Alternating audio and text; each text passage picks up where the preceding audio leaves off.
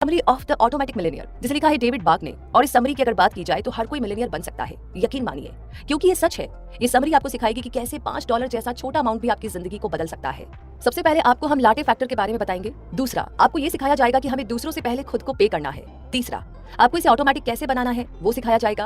और अगर आप इस समरी में दिए गए प्रिंसिपल्स को फॉलो करते हैं तो आप और आपकी फैमिली एक बेहतर फ्यूचर का सपना देख सकते हैं, जो जल्द ही हकीकत में बदल जाएगा। तो आइए फिर हम शुरू करते हैं इस जर्नी को, जहां पर सबसे पहले हम बात करेंगे मीटिंग द ऑटोमेटिक मिलेनियर। मतलब ये कि इस बुक के ऑथर डेविड बाग अपने मिड 20 में थे जब वो पहली बार अपने ऑटोमेटिक मिलेनियर से मिले। ये तब की बात है जब डेविड एक लोकल अडल्ट एजुकेशन प्रोग्राम में इन्वेस्टमेंट की क्लास ले रहे थे। 52 साल के यानी कि 52 के जिम मैकइंटायर एक यूटिलिटी कंपनी में मिडिल मैनेजर थे। वो डेविड की क्लास में एक स्टूडेंट थे। एक दिन जिम ने डेविड से पूछा कि क्या वो उनकी वाइफ के साथ एक मीटिंग फिक्स कर सकते हैं ताकि वो उनसे उनके फाइनेंशियल सिचुएशन के बारे में कुछ डिस्कस कर सके। जिम अगले महीने रिटायर होनी और उनकी एनुअल इनकम थी $40,000। डेविड को कभी ऐसा नहीं लगा कि जिम अमीर होंगे, लेकिन फिर उन्हें अपनी दादी से सुनी हुई वो कहावत याद आई, नेवर जज a book by its cover, यानी कि किसी भी किताब को उसके कवर से जज ना करे। तो कुछ दिनों के बाद जिम और उनकी वाइफ सू डेविड के ऑफिस उनसे मिलने पहुंच गए। दोनों एवरेज हार्डवर्किंग अमेरिकन लगते थे। जिम ने एक शॉर्ट स्लीव पोलो शर्ट पहनी थी, जबकि उनकी वाइफ ने बाल में ब्लॉन्ड रंग से कलर किया था। वो एक ब्यूटिशियन थी और जिम से 2 साल छोटी थी। उन्हें देखकर डेविड को ऐसा लगा जैसे वो दोनों हाई स्कूल के समय की स्वीट हार्ट है। दोनों टीनेजर्स की तरह एक दूसरे का हाथ पकड़े हुए थे और काफी खुश और एक्साइटेड लग रहे थे। इससे पहले कि डेविड कुछ कहते, जिम उन्हें अपने प्लान के बारे में बताने लगे कि वो रिटायरमेंट के बाद क्या क्या करने वाले हैं। अब क्योंकि वो कम उम्र में रिटायर हो रहे थे तो डेविड जानना चाहते थे कि जिम ने क्या सोचकर ये फैसला लिया है। डेविड बोले कि गाइस, इतना आगे तक जाने की जरूरत नहीं है।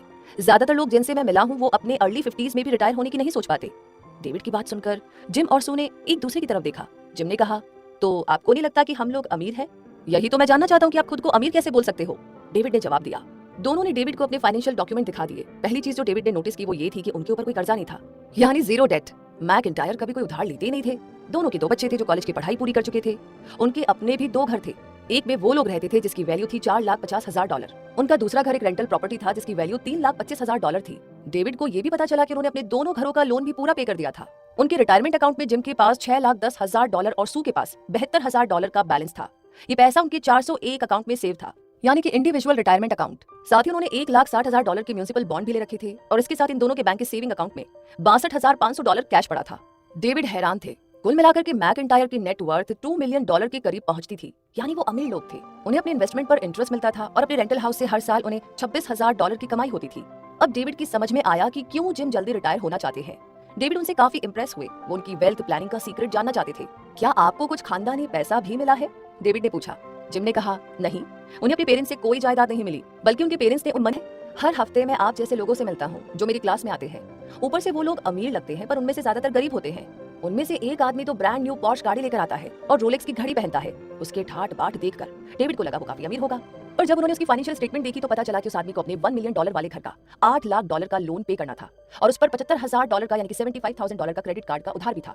वो जो पॉर्श चलाता था वो उसने लीज पर ले रखी थी। ऊपर से उसे अपनी 2 एक्स बीवियों को पैसा भी देना पड़ता था और उसके सेविंग अकाउंट में $1 लाख से कम पैसे पड़े थे। फिर आते हैं जिम और सू मैकइंटायर जैसे लोग जो फोर्ड टोरस चलाते थे और जिम आज भी अपनी 18 साल पुरानी घड़ी पहनता है। दोनों अपनी शादीशुदा लाइफ से खुश थे।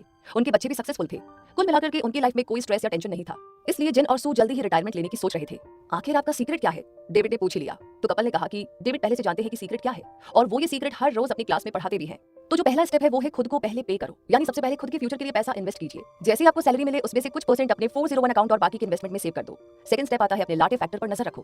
जो छोटे छोटे खर्चे आप रोज करते हो उसमें आपका काफी पैसा खर्च होता है। इससे बेहतर है कि इस पैसे को बचाइए और कहीं पर इन्वेस्ट कर दो। अगर आप रोज $5 लाटे कॉफी पर खर्च करते हो तो ये महीने का $150 और साल का $1,800 यानी कि $1,800 बनता है। अब आप खुद को शायद बोले कि भाई मुझसे तो सेविंग बिल्कुल नहीं होगी, पर अगर आप रोज की अपनी $5 वाली लाटे पीना छोड़ देते हैं तो आप साल का $1,800 यानी कि $1,800 बचा सकते हैं। अब इस पैसे को आप कहीं भी इजीली इन्वेस्ट कर सकते हो। तीसरा स्टेप आता है इसे ऑटोमेटिक बना लीजिए। इसके लिए आपको विल पावर या सेल्फ डिसिप्लिन की जरूरत नहीं है। इसका सीक्रेट है कि ये ऑटोमेटिक सेविंग है। कुछ ऐसा अरेंजमेंट कर दीजिए कि हर महीने एक फिक्स अमाउंट ऑटोमेटिकली आपके इन्वेस्टमेंट अकाउंट में चला जाए।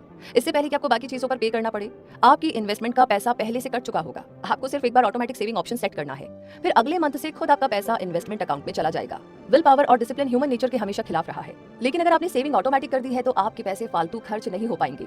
इस तरह आप खुद को पहले पे कर पाएंगे।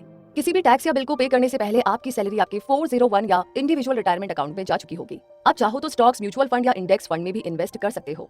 जरूरी ये है कि आप इसे ऑटोमेटिक मोड में सेट कर दीजिए, क्योंकि यही तरीका है एक ऑटोमेटिक मिलियनियर बनने का। हम अगले चैप्टर में हर स्टेप पर डिटेल में जानेंगे।